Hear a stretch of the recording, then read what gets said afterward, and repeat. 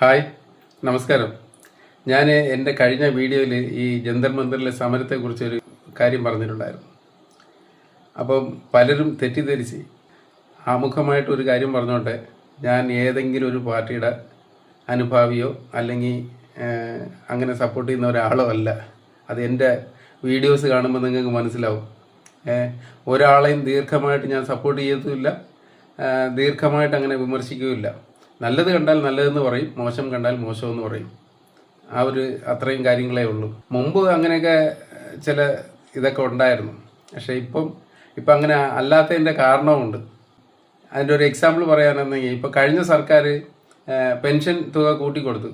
അത് വാങ്ങാത്ത ഏതെങ്കിലും കോൺഗ്രസ്സുകാരനുണ്ടാവും? ഒരിക്കലും ഇല്ല. അതുപോലെ തന്നെ ഇപ്പം പ്രിയദർശിനി സൗജന്യ യാത്ര വന്നു. ഏതെങ്കിലും ഇടതുപക്ഷക്കാരൻ്റെ വീട്ടിലെ സ്ത്രീകളെ അത് കയറണ്ടെന്ന് പറയുക? ഒരിക്കലും ഇല്ല.